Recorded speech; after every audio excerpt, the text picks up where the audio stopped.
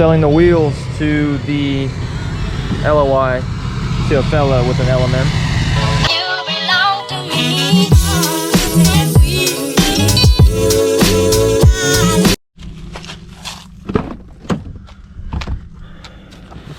Alright guys, so here we have our much needed fleece transmission cooler lines. Whoa, these things are pretty heavy duty. Yeah, that's a lot thicker than the factory one. So let me see. I thought there would be a little piece of paper with instructions. Oh, there you go. For instructions, scan that code. But yeah, I needed this because, well, my factory transmission line is leaking. I'm pretty sure that's what it is. So we're gonna find out. This is the hardware kit. This is for the LB7 through LLY. So let's go ahead and get it started. We have the small, medium, and long, and this is pretty much the diagram you want to follow. If you scan that code that was on this piece of paper, it will take you to the Fleece website where you can select the instruction guide. Probably, like if I use my iPad, I could probably see better.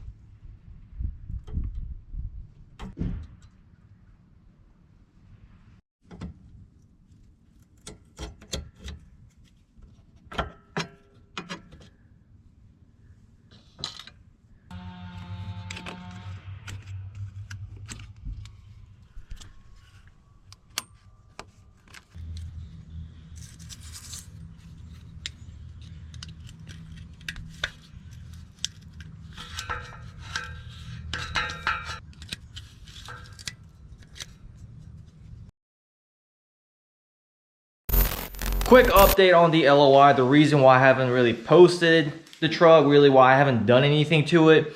So what happened was 3 weeks ago, I noticed like this puddle on the ground. I drove that truck in the morning, came back, and I saw the puddle, and obviously I thought it was the AC because I had the AC running. And 6 hours later, came back home after running errands and stuff like that. I noticed that the fluid was still there, and it was actually red after inspecting it closely. So naturally, I thought maybe it's the transmission fluid or it could be coolant. I checked the coolant reservoir, and it looked like coolant was, it didn't look like the reservoir was empty or anything like that. So I was like, okay, it might be transmission fluid because the transmission fluid is red, as well as, I took a picture, posted on the forums, and a lot of people agreed, actually everybody agreed, that it would be the transmission lines. Cam's done a lot of transmission work on his Infiniti, so he swore up and down that it smelled like transmission fluid, so we just kind of assumed that that's what it was. We just kind of left it there, and I ordered the replacement lines. I guess in hindsight, I should have done a little bit more digging around to see where it was leaking from, but at the end of the day, upgrading to the Fleece transmission line wasn't going to hurt my truck. It was actually a really good upgrade. It shifts a lot better. And got that all installed on the LOI. Got rid of these junky factory ones. And I drove. I thought everything was good. You know, checked the transmission fluid level, everything. Saw no leaks. Drove around the neighborhood. Everything was good. And then I drove 30 minutes to my girlfriend's house. Parked there. And 30 minutes later, I walked outside just to check. And sure enough, there's this puddle on the ground again. One of the guys that drives the Cummins that lives in my girlfriend's neighborhood, you know, Cam's done rock lights for him too. Devin, you're probably watching this video. He drove by the LOI. He saw my story where I posted talking about how I think I fixed the problem, and he drove my truck. He drove by my truck and saw that it was still leaking. So he sent me a message and said, "Hey man, you're still leaking." And I told him, I said, "Yeah, I know. Let's figure out what is going on." So we spent 30 minutes tracing the transmission lines, trying to figure out where it was leaking from, and we couldn't figure out what it was. And finally, I was like, you know, my coolant is red as well. And he was like, oh crap, I thought your coolant would be green or something. I was like, no, my coolant is red. So there's a chance that it could be my coolant that's leaking and not really the transmission fluid. So we did the ultimate test. You got to do what you got to do. The ultimate test, we tasted it. We tasted the substance, and it had a sweeter taste to it. So we're pretty positive that it is coolant. And I checked the reservoir now, and my coolant reservoir is low. I don't think it's the head gaskets because there's still pressure. My radiator hose doesn't get hard overnight. So I'm thinking there's just leaks somewhere. I mean, the thing about having a truck like that is coolant leak, it could be thousands of things. LOIs, if your coolant is leaking, then a lot of people assume that it's the head gasket. But, you know, I'm not going to spend $5,000 on a head gasket job if I don't need it. You know, at least not now. This is what it looks like. So I just spilled some of the coolant on the ground. It's a little red, you can see. And this is transmission fluid. And I kind of did some thinking. I think it looked a lot more like that than this, because it was dripping for about 2 days, and transmission fluid doesn't dissolve that quickly, so it would just kind of stay there. Whereas the coolant, it will dissolve obviously quicker than the transmission fluid. So I'll show you guys the LOI. Yeah, so here it is. Some of it is probably like the sprinklers and stuff, but while I was driving, like you can see, my whole inner fender well is soaked, so it's leaking from somewhere in there. And while I was driving, it flung a bunch of coolant on the side of the truck, so I'm gonna have to do a pretty decent wash because I don't want my truck covered in coolant for a very long time. So yeah, my control arms are soaked, my knuckle on this side is soaked. Everything on the other side is perfectly fine, but you can see like the frame is wet, but nothing really underneath seems to be that wet. Let's pop the hood.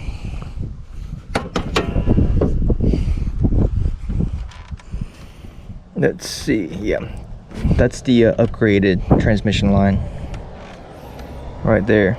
And my reservoir is kind of low. My intake, it wasn't wet, now it's soaked in coolant. And it kind of looks like it's wet over there too.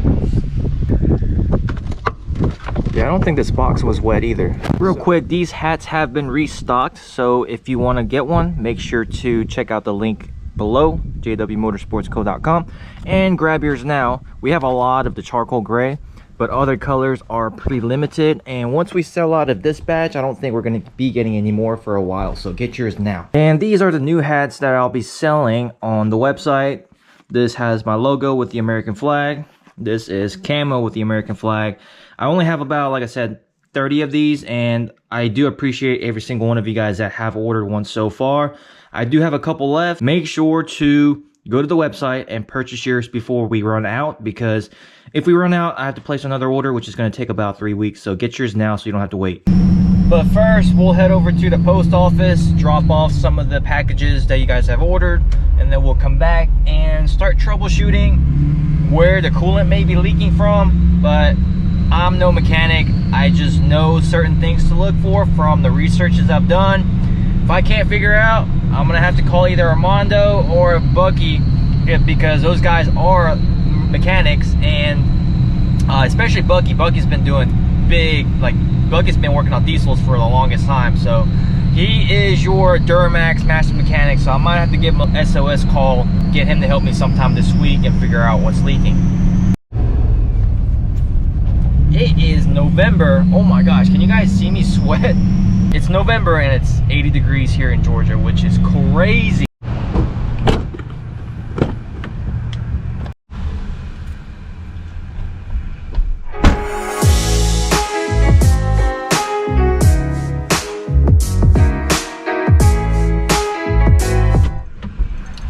All right, done.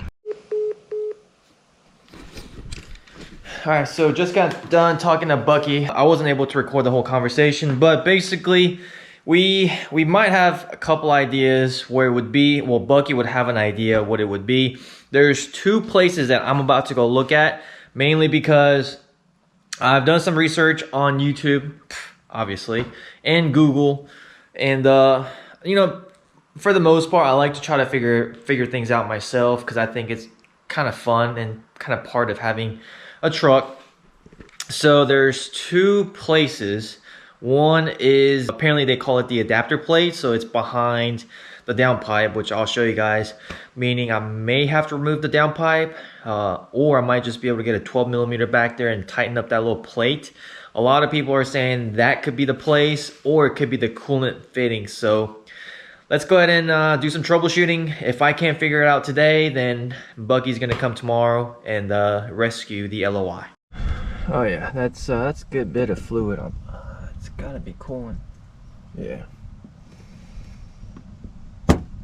So go ahead and undo that.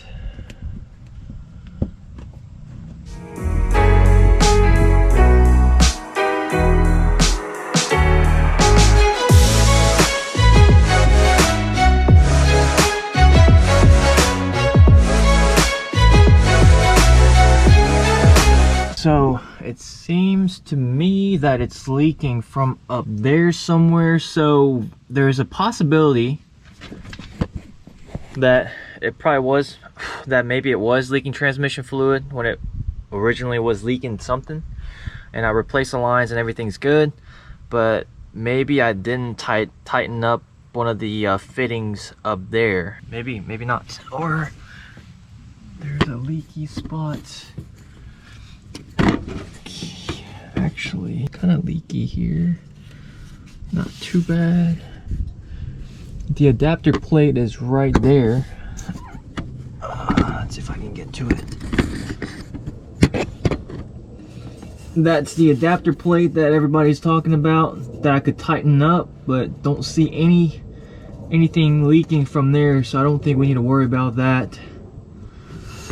Alright, so next is we can check the coolant fitting. So it doesn't look like it's the coolant fitting. So it really leads me to believe that it might be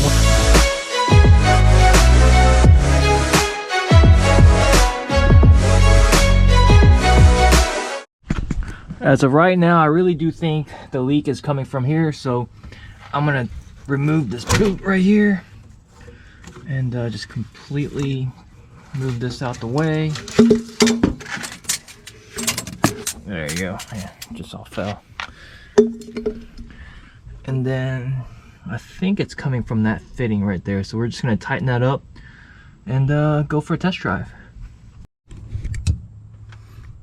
So I had to undo the bracket that was right here, that was holding the intake. I didn't remove that the first time, so now I have a lot more room right there to tighten up that fitting. Re-tighten up this right here. I'm pretty sure that's what it was, because when I took it apart, the O-ring was busted. And just logically thinking, I mean, it looked like it was leaking from there, which makes sense because all of this was wet. All of that was soaked, and it just came flying and hit the wheel well, and I was going like 80 miles an hour on the interstate. So yeah, it makes sense. I think that's what it is. We'll put it back together and figure out. If it's not, then that's gonna be that's not gonna be a fun time for me.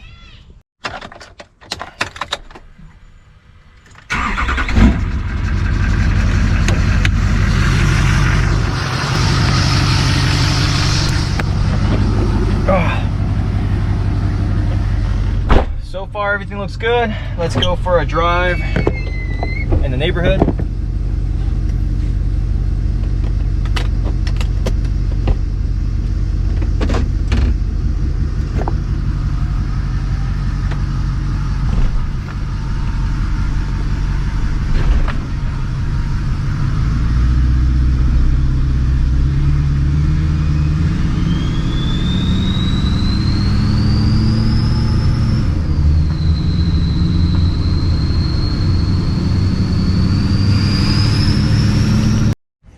Alright, so just drove around for 10 minutes. I don't see anything leaking, so fingers crossed that that is it. But I'm going to end this video by washing this truck because it's got coolant all on the side of it, on this side of it.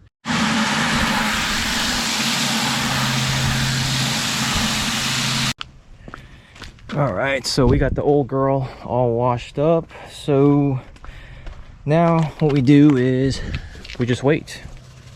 What I'll do is tomorrow, when I wake up, I'll take it for a spin, maybe about drive it around for maybe 20-30 minutes, bring it back, and then let it sit and see if it if I see anything leaking, but as of right now, I drove around the neighborhood and there's nothing leaking, so I think it's a good sign, so fingers crossed.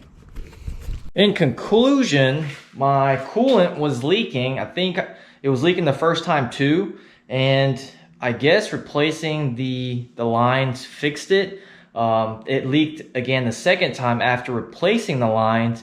That was because one of the O-rings, it was busted, and it wasn't really tight either. Because of the busted O-ring, I think it was squirting out coolant, and it was just enough pressure and just enough coolant to get it everywhere in the engine bay, all over the fender liner. Final conclusion, I ain't ever seen two pretty best friends. One of them always gotta be ugly.